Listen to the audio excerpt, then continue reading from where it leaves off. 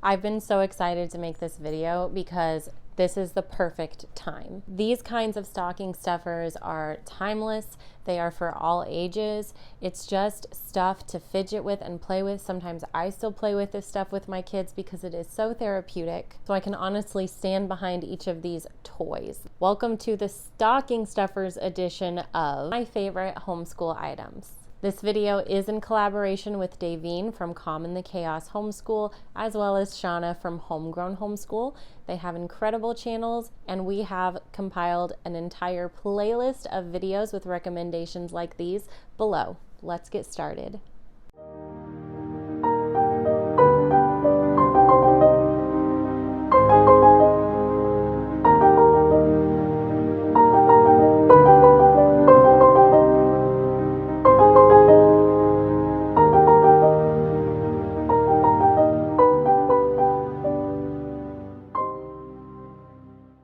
I've got 7 items to share with you guys today. First up is Cubits Junior. Now, I've never played regular Cubits, so I can't compare it to that. This is just so much fun. We really don't even use it so much as a game as we just use it as pastime and something to do to fidget around with. My kids will sometimes play this in bed if they can't sleep. So you have these cards and you try to mimic what is on the card and replicate the shapes and shadows. I'll show for you guys to see how it works. So if we do use it as a game, then we just see who can do it the fastest. But it's such a nice little brain teaser, something the kids can do quietly, either in bed or maybe while I'm reading to them during homeschool read aloud morning basket time. We actually received this as a gift one year and loved it ever since. Number 2 is Lincoln Logs. They still sell it in these giant tin can things. I wanted to get my kids Lincoln Logs for years, but every year I would ask them if they wanted them, and every year they would say no. And finally one year I was like, you guys do not understand what you are missing out on. This is a favorite part of so many people's childhood for generations. I'm sure you remember Lincoln Logs. They're still around. They're still amazing. I will say I wish that I had bought 2 of them, and we're going to get another one soon, because all the logs in this, like, you can use all of them in the instructions, because now it comes with instructions to build a giant log cabin, but you can only get one out of it. I have 2 kids, so they don't really get to play with it at the same time because there's just not enough logs in here for them to make as much as they want to make. So I will say that if you get it and you have more than one child, get at least 2 bins of these. If you've never seen them before, it's just little pieces of logs that you put together the same as pioneers would have built their homes. So they have little chinks in them, and then you put a little piece in there to connect them and build. There's different pieces for the roofing. No, that's probably a trip down memory lane for many of us. I adore Lincoln Logs. I still remember playing with them when I was a kid. Sorry if my voice sounds scratchy or tired or weird. I've been fighting this sinus infection for like a week now, and I'll think I'm over it and then I'm not, and it's very draining, but I'm here. Next up is called a Geo board. I wanted to buy this for the kids for so long, and now I'm so glad that I did. You get all these different size and color rubber bands, and then you get a bunch of cards with different shapes for you to try to mimic on the board. It's another great brain teaser. It doesn't damage easily, doesn't get lost easily, and it's something that keeps you entertained for a really long time. I've had this for years now, since my oldest was a toddler, and it still looks brand new, and they still love playing with it. Number 4 is probably not a surprise to any of us, and I don't know if we call these poppets or poppers or what, but we have had so many different kinds. You can get keychain size, you can get giant ones. We actually have one with all the multiplication tables and division on it. My one complaint about these, they're not as quiet as you'd think they are, and I have to tell the kids to pop it slowly instead of,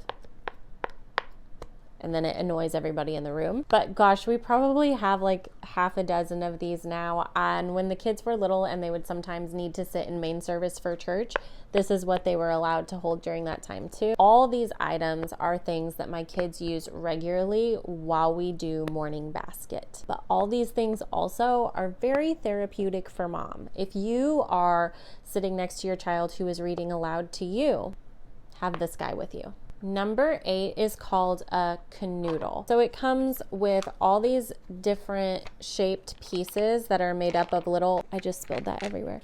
It's made up of these little plastic pieces made out of round balls, and it's going to come with instructions that I have since lost and need to reprint somehow, some way, somewhere. But the instructions will have a challenge for you because there's a million ways that you can put this back together. So it will tell you to start with piece 1 here, piece 2 there, and then fill in the rest of the puzzle. There's also puzzles that are like pyramids, so you stack it and you have to, it tells you how to do like the first few pieces, and then you have to figure out the rest to be able to stack a pyramid. It is so much fun. And around the time that I found this, I was tutoring for classical conversations, and one of my son's good friends got really interested in it, and now he's been hooked on playing with his canoodle for years. They're very inexpensive and a really great gift, as well as something to do again during read aloud. I also love it because it's a game that you can do by yourself. It's not one that you have to have somebody else or that you have to be talking or loud at all. It can be hard to find games that are just one player that don't involve a screen. And so that's another thing I love about Canoodle. Number 6, another thing that is probably not a surprise to anyone, is fidget spinners. They have so many different kinds of fidget spinners now, all different shapes and colors, and a lot of them light up, and it's just something quiet for the kids to be able to do with their hands while you're reading to them, or anytime, I mean in the car, whenever it's hard for them to sit still.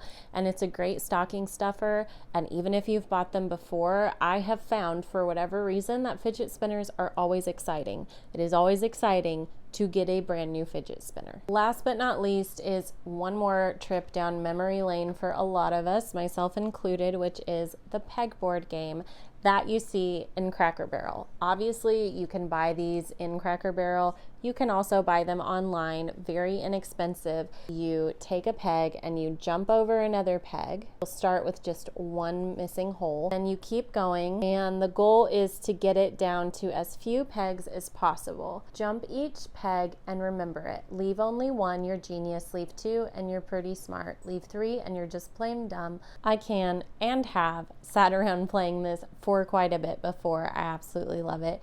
And it's something that is not easy to damage. It doesn't wear and tear, nothing like that. We've had this for years. I'm going to go ahead and mention a bonus item that to me is just a given, but maybe it's not for some people, and that is Play-Doh.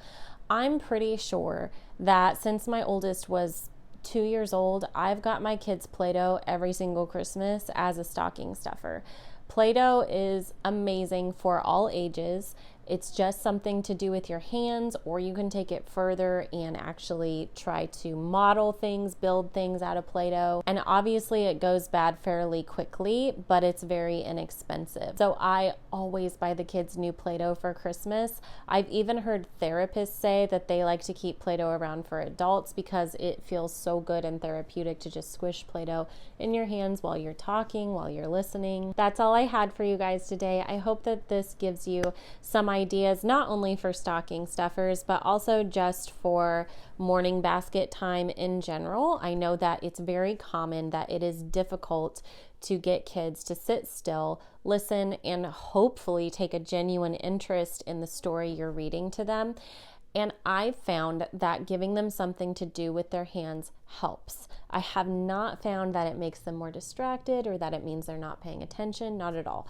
They're able to focus on what you're reading to them while they do something mindless with their hands just as well as you can listen to a song or a book while you're driving your car. I'm also going to recommend, if Morning Basket is something that is difficult for you, to read the Read Aloud family. That is one of the best books I've ever read, period. Also one of the best homeschooling books I've ever read. And specifically, if you dream of having like this beautiful, gathering around as a family, doing school, reading from one book, and it's just never worked for you, that is the book you need to read. Thank you guys for watching. Remember to check out the playlist below for favorite homeschool items. I hope you had a beautiful Thanksgiving and that you are excited for Christmas. I'll see you next time. Bye.